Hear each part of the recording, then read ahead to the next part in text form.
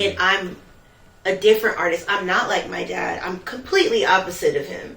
And it's funny because he was so, but I'm so myself. And I know if he were here, he would appreciate that. I'm doing it my way. I got this back in, I think 2020. I'm having a freaking brain freeze right now. And I want to say the tattoo artist, it's like, Mateo Net. I don't know. I don't want to get his name mixed up. And It'll come to you later. Yeah, and I really want to find it real quick because I want to I love shouting out the artists. You have my phone. Thank you. Yeah, I have. Well, what gave you the idea to get that, the inspiration to get that day? You know, I have always wanted to do a tattoo for my my dad, to honor him, but I wanted to do take the route with like the face and stuff like that, but it took me some time to try to like find an artist to do it correctly.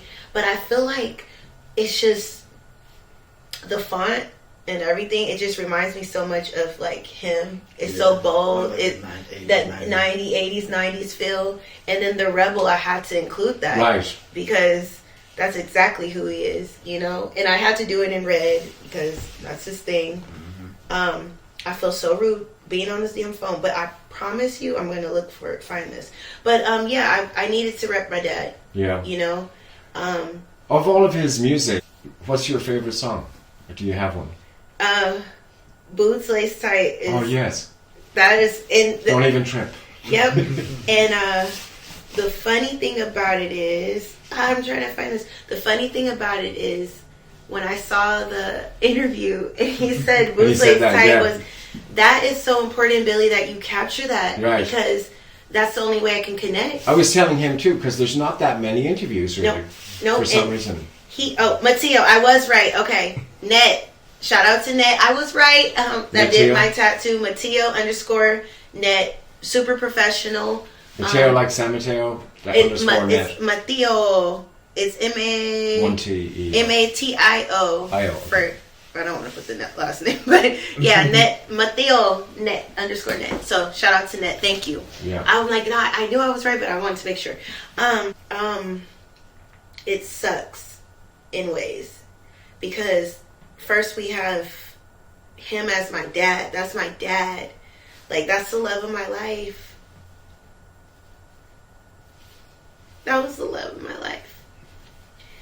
And we have him. That's my dad. Like, I know who he was. I was able to see what, like, other people didn't see, you know? Right. And he was so, like, his spirit and just how he was. He was a fucking asshole. But I loved him. He was who he was. And we were really close. And, like, so I lost my dad. And then I have a little sister. And she didn't get a chance to really experience him. How many years younger is she? She's 9 years younger. So... She was 2 then when he... She was, 2. Mm-hmm. So, she doesn't... It hurts because I love my sister so much. And she's her own person. She reminds me of him. Like, even, like, Fields as a family. It's in us, you know. But, like... I lose him. And then, like, a few years later, I lose my mom. And I love my mom, too. You know, I loved her. But my dad, it's like, there's nothing like a daughter's love for their dad. Like, he was special to me. He was the first man I ever loved, you know. Like, the love of my life, we were close. And I believe we were so close because as I got older and I remember him and I think about him, we're so much alike. And I find that out by... meeting people and people kind of say, you remind me so much of him. Like, you know, I'm like my mom as well in aspects and ways, but my dad was just super just outgoing. And some of the things I'm inspired by and I wish I could be. And some of the things is like, he was so fucking outrageous. I'm like, oh, that makes fucking sense because he was how he is. Now I'm the way I am. But when I got older and I met Cougnut, I'm listening to Cougnut later down the line. I don't know Cougnut. I wasn't allowed. I'm a child. I can't, you know, so that Then one day I was listening to some domestic violence, and when he said, like, when Mariah get older, she don't know who her daddy is, and that clip when he was in jail, but the way he said it was so, like, my heart literally, like I felt like he was literally talking to me, like, right then and there, which he was, but he said it with so much passion, and I'm thinking, like, even though he's not here, I'm still blessed because there are people who can't get closure from losing their parents. They can't go back and watch an interview and replay. They can't, so I felt like that was a blessing. And then I started to listen to his music more, and I'm like, God damn, he's fucking good. He's great. Unique, delivery, one of a kind, bars out of this world. And I'm going inside of his creative mind, and I'm like, wow. Like, then I'm finding footage of him on stage and how he walks, and that guy was a giant. And then now it's like, for me, it's making sense why I carry myself a certain way, but then what made me sad was, it's like a sucky feeling. You're like, but then I'm like, damn, that would have been my mentor. That would have been right there. Yeah. I need that when I'm in the studio. No, do that shit over. He would have been great to just have, and now I'm a fan. I can't even tell you how much Dad, I love your music, So I became a fan, and it was weird too, because it's like two different perspectives.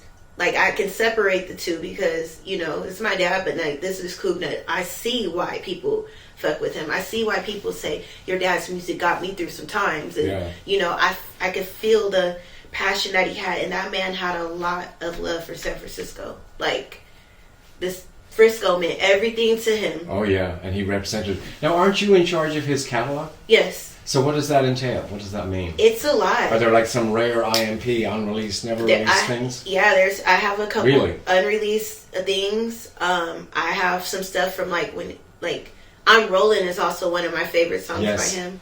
I have one that has the similar feel to I'm Rollin'. But yeah, I have stuff even the little master cassettes, the raw vocals, all that. Yeah.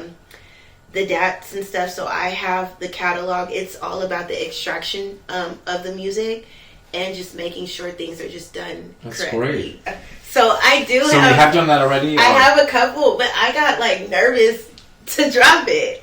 Because I did one. There's a song I did with C Fresh. Shout out to my uncle C Fresh. He man, it's so good, and his voice was the most similar to my dad. Exactly. In fact, many people often thought it was him. It was confused with tracks. His verse was freaking crazy. I'll play it for you, Billy, after this. But it was whoa, and it was so it had that bounce to it. And then I used, because Boots Lace Tight was my favorite song, I used Sko that was on the song. Sko and he did his verse too. So they're paying homage to my dad, and then I got on there. And then I had my Uncle TC sample the original Boots Lace Tight, Don't Even Trip, to put that over the hook. But when I was in the studio, I heard it, and I heard his voice again in the headphones, and I had a moment. I cried, and then Uncle TC was like, "All right, come on, you ready?" I'm like, "Yeah, I'm ready." And then I also did my own Jealousy. Oh, you did? Okay. Yeah, but I'm I want to drop it. I think it's one of those things probably you sleep on and come back and then see how it is. Yep. I did Jealousy, and I don't mind remixing in a way, but at the same time, I like to, and people say you could do it, I really keep it separate. And it's really because of homage and respect and love. Right. And I feel like there's a lot of people who have not really done that. You still find the value in his name and try to gain clout and gain it, and it's such a turn off to me. So it's I'm gonna do it my way, but definitely I do have some tracks that I want to. And I'm sure TC in his archives has things too. So if you need them. Yep. And my cousin Timmy Tim, that's Cougnut's nephew. Okay. Amazing artist. It's not just limited to me, and because he's a male, I feel like he would, you know, be the one to carry the torch, and he executes it perfectly. We have a track that's that has my dad on it, and then him and me on it, you know, paying homage. But which one is that? We're doing a remix of Jealousy. Okay. So we're doing verses to that one, and my cousin Timmy did a great job on his verse. Like, we're taking the new generation and we're going to the 90s sound and trying to like mimic the flow and everything, right, and bring right. it back. But my cousin Timmy, Tim, I think he's an amazing artist as well. Just because he writes his music. He also pays homage to my dad as well. But he is just like me. He wants to be an individual. Right. But he's just so good. And I think like seeing him do his thing motivates me. And it's like my son also, he doesn't rap, but he produces. He's been doing it for a very long time. And just seeing that, keeping that music alive and watching it grow and manifest is beautiful. But I feel like sometimes like my dad, it's just crazy because it's like this man will pop up and it doesn't matter. Like anytime I don't feel like certain for things, something pops up. Or like I remember my son was in LA with his dad. He FaceTimed me. My son likes to collect vinyls. And his dad has him on FaceTime and he's like, Mom, look at this vinyl. And he's looking at like a Travis Scott vinyl. I looked down. I said, Cassidy, that's your grandpa. It was an IMP vinyl literally right there. And like, you know, like the way with all their little, all their faces, like just the side profile of all them. A.M.K players. Yeah. Right. I'm looking at it. I'm looking and I'm like, oh my God, my dad is looking right at me. Like, yeah. I'm here. Just know I'm watching, you know. Mm-hmm. So it's so many reminders. I'll see a random interview and the message is there, you know. I will be completely honest. On Mother's Day, I felt and I heard his voice. I haven't heard his voice like directly, you know. I've seen my dad in dreams a couple times, but I literally woke up and I thought I would feel my mom because sometimes I like try like, oh, let me try that, you know. But my dad, I swear I heard him.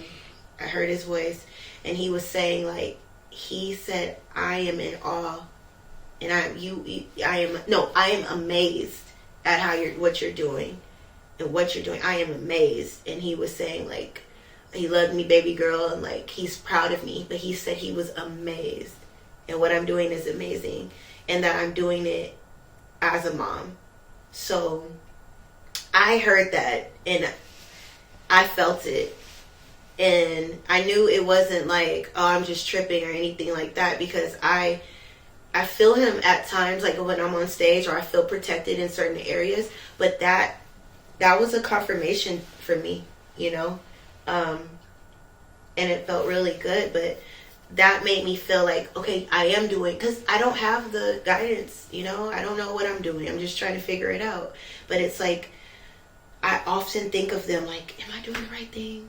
Am I fucking, this music shit is draining, you know. I'm also not trying to like sell myself and be dry and tired, and like, I want to stay true to myself. Are y'all proud of me?